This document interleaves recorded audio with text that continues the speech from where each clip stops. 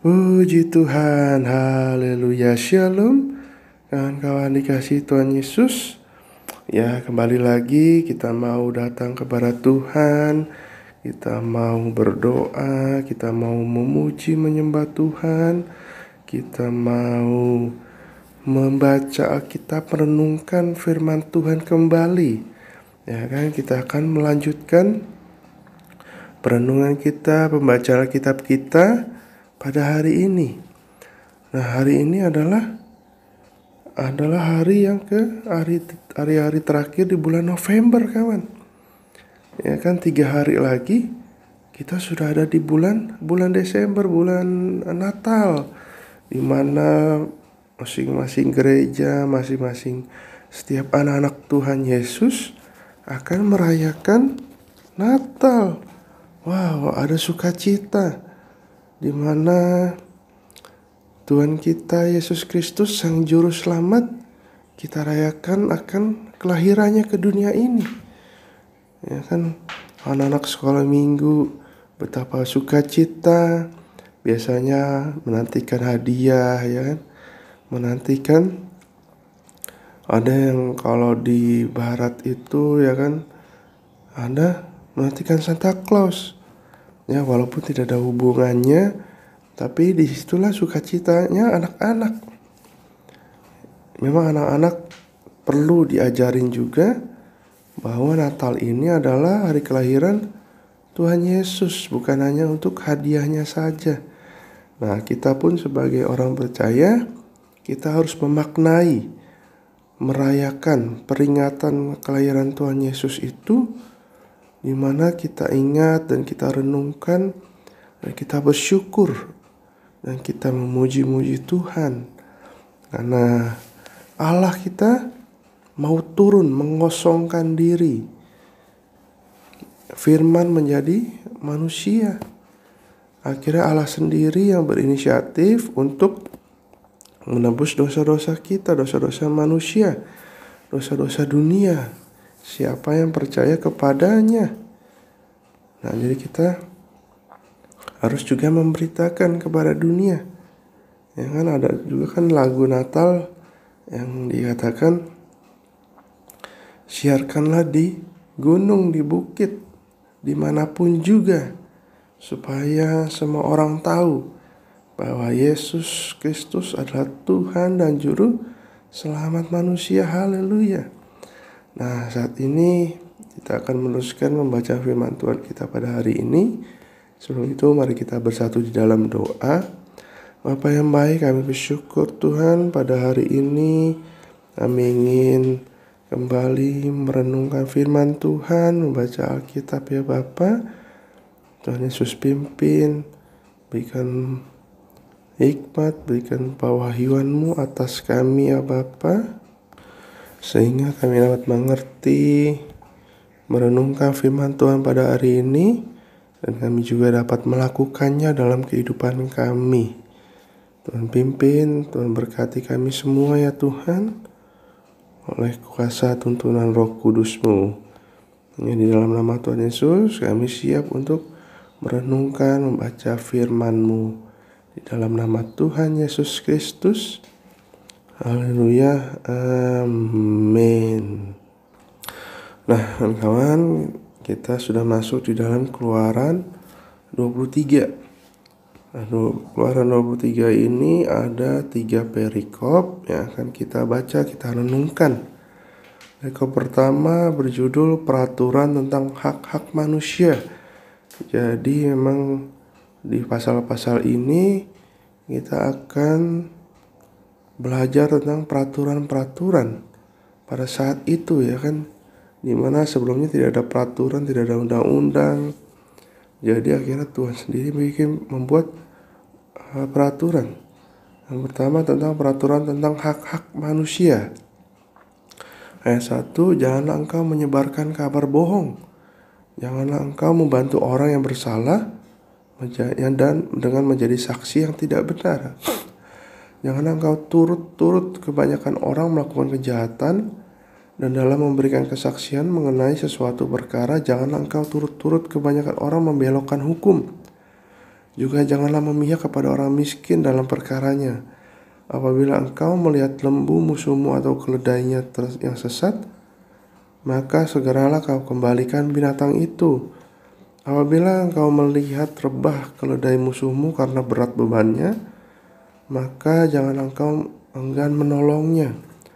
Haruslah engkau rela menolong dia dengan membongkar muatan keledainya. Jangan engkau memperkosa hak orang miskin di antaramu dalam perkaranya. Haruslah kau jauhkan dirimu dari perkara dusta.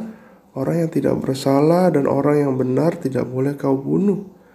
Sebab aku tidak akan membenarkan orang yang bersalah.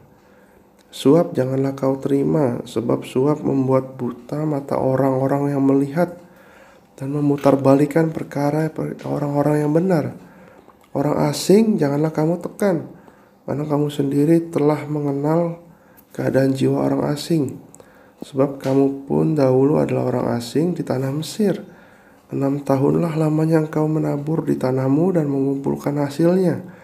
Tetapi tahun ke-7 haruslah engkau membiarkannya dan meninggalkannya begitu saja, supaya orang miskin di antara bangsamu dapat makan, dan apa yang ditinggalkan mereka haruslah dibiarkan dimakan binatang hutan. Demikian juga kau lakukan dengan kebun anggurmu dan kebun jaitunmu. 6 harilah namanya engkau melakukan pekerjaanmu, tetapi pada hari ke-7 haruslah engkau berhenti, supaya lembu dan keledaimu tidak bekerja, dan supaya anak budakmu perempuan dan orang asing melepaskan lelah. Dalam segala hal yang kufirmankan kepadamu haruslah kamu berawas-awas. Nama Allah lain janganlah kamu panggil. Janganlah nama itu kedengaran dari mulutmu. Nah, dalam perikop pertama ini bicara tentang hak-hak manusia, ya kan? Peraturan tentang hak-hak manusia. Jadi kita lihat bahwa hukum-hukum yang ada sekarang ini memang sudah ada dari awalnya, kawan. Ya, kita lihat jangan menyebarkan kabar bohong, jangan membantu orang yang bersalah menjadi saksi yang tidak benar, jangan turut kebanyakan orang melakukan kejahatan, memberikan kesaksian palsu gitu, ya kan, membelok-belokkan hukum. Coba kita lihat di zaman hari ini, khususnya di Indonesia, ya kan, bagaimana hukum Indonesia ini bisa dibelok-belokkan. Bahkan ada saksi-saksi yang tidak benar, bersaksi dusta, bersaksi bohong. Jadi memang sejak zaman awalnya itu, pada awal zaman Israel ini, sudah diatur sampai sekarang, ya kan? Jadi kita harus berhati-hati, kita jangan menjadi orang-orang yang sesat, orang-orang yang membelok-belokkan hukum, yang melakukan kejahatan di dalam kehidupan kita, kawan.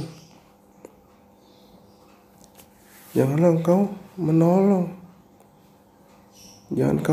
orang-orang yang bersalah, orang yang melakukan kejahatan. Nah, jadi inilah basic-basic hukum, basic-basic peraturan yang ada sampai sekarang ini. Tapi saat ini orang tidak takut untuk melanggarnya, kan? Banyak orang-orang melanggar ketentuan, melanggar peraturan karena apa? Ambisi pribadi, kepentingan pribadi. Mereka nggak sadar bahwa ada Tuhan, bahwa ada konsekuensi dari dosa, ada akibat-akibat dosa. Nah, kita sebagai anak Tuhan, kita nggak boleh melakukan hal itu. Kita harus melakukan kebenaran firman Tuhan. Nah, dari sini juga dikatakan di hari ke-7 juga harus berhenti. Jadi harus ada pengudusan untuk hari Sabat, untuk menyembah Tuhan, untuk kembali kepada Tuhan, ingat kepada Tuhan. Dikhususkan satu hari, ya kan, kawan? Hari yang ke-7 sampai sekarang. Kalau kita renungkan bahwa kalender yang kita pakai adalah kalendernya Tuhan. di mana ada penciptaan sampai hari ke-6 dan hari ke-7 istirahat. Tapi kita bersyukur, kata orang-orang kerja, orang-orang sekolah, sekarang hari Sabtu aja, hari ke-6 sudah libur ya kan. Jadi kita bersyukur, tapi yang lebih penting lagi dari ke-7 itu, kita harus menguduskan untuk beribadah kepada Tuhan, untuk ke gereja ya kan. Itu hari khusus. Memang setiap hari kita harus tetap berdoa, kita harus tetap datang kepada Tuhan, baca firman, merenungkan firman. Tapi khusus hari ke-7, itu kalau di sini kita sebut hari Minggu, kita khususkan supaya nama Allah yang kita tinggikan. Kita kembali mendengarkan firman Tuhan, kita cas kerohanian kita. Tapi gak kalah penting ketika kita memberi makan rohani kita setiap hari. Nah itu gak kalah penting. Tapi emang ada hari khusus sendiri,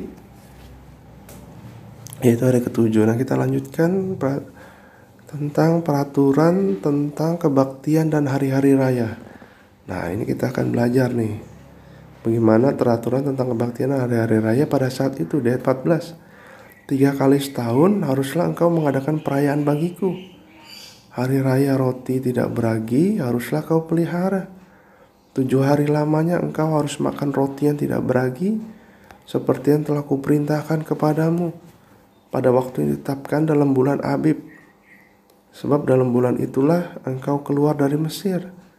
Tetapi janganlah orang menghadap ke hadiratku dengan tangan hampa. Kau peliharalah juga hari raya menuai, yakni menuai buah bungaran dari hasil usahamu menabur di ladang. Demikian juga hari raya pengumpulan hasil pada akhir tahun, apabila engkau mengumpulkan hasil usahamu dari ladang. 3 kali setahun semua orangmu yang laki-laki harus menghadap ke hadirat Tuhanmu itu, Tuhanmu Tuhan. Janganlah kau persembahkan darah korban sembelihannya kepadaku beserta sesuatu yang beragi. Dan janganlah lemak korban hari rayaku bermalam sampai pagi.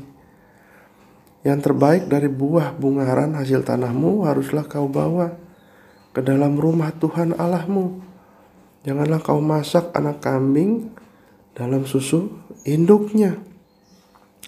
Nah yang kedua ini kita lihat harus ada kebaktian, harus ada hari-hari raya 3 tahun, 3 kali dalam setahun.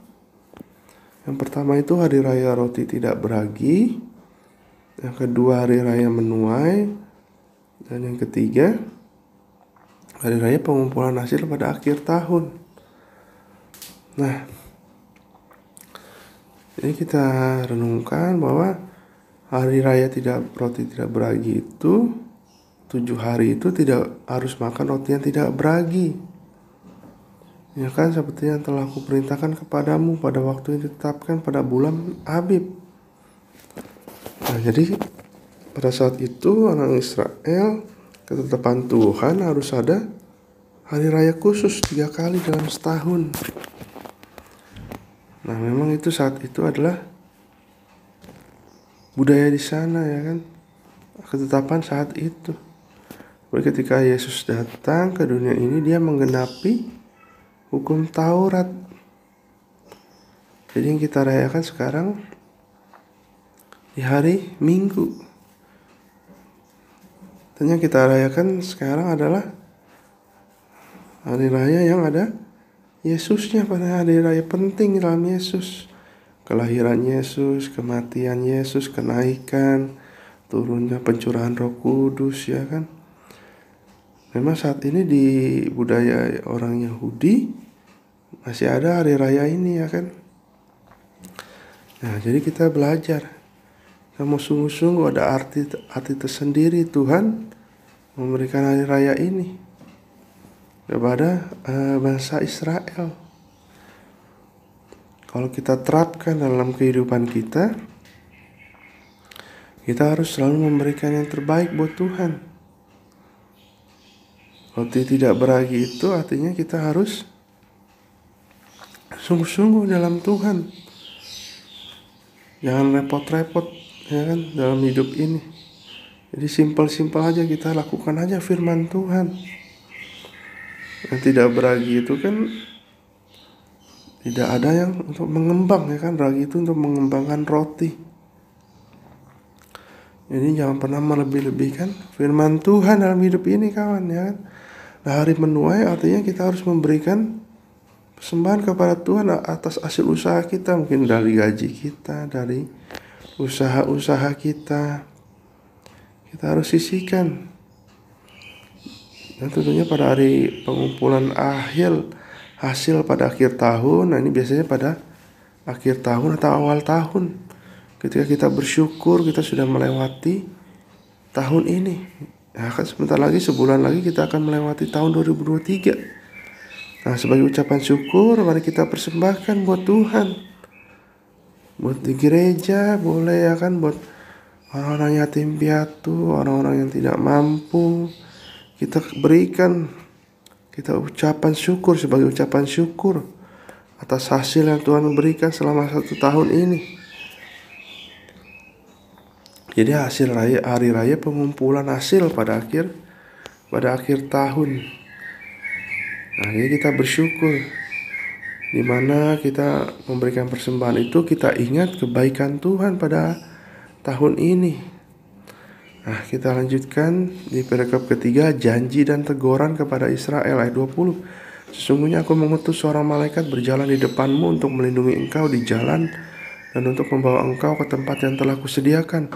Jagalah dirimu di hadapannya dan dengarkanlah perkataannya. Janganlah engkau mendurhaka kepadanya, sebab pelanggaranmu tidak akan diampuninya, sebab namaku ada di dalam dia. Tetapi jika engkau sungguh-sungguh mendengarkan perkataannya dan melakukan segala yang kufirmankan, maka akan memusuhi musuhmu dan melawan lawanmu. Sebab malaikatku akan berjalan di depanmu dan membawa engkau kepada orang Amori, orang Het, orang Feris, orang Kanaan, orang Hewi, dan orang Yebus, dan aku akan melenyapkan mereka. Janganlah engkau sujud menyembah kepada Allah mereka atau beribadah kepadanya.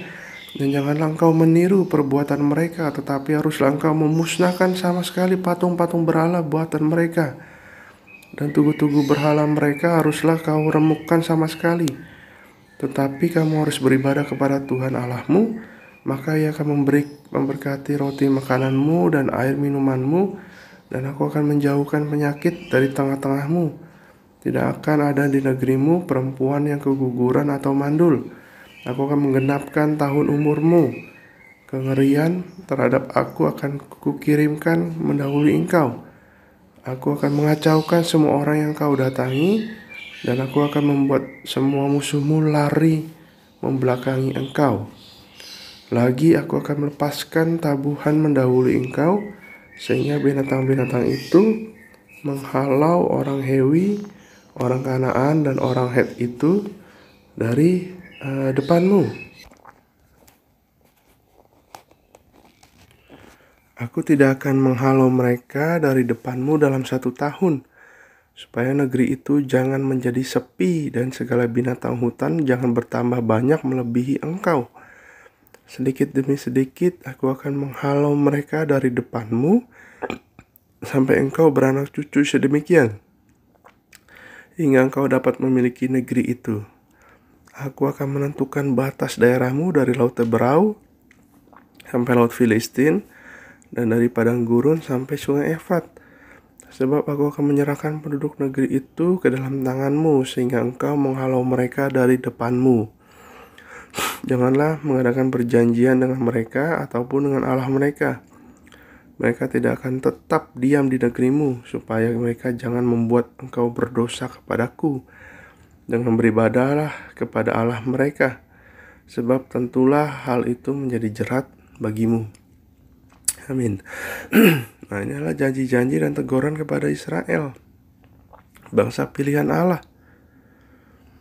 Ya kan, itulah janji-janjinya begitu luar biasa.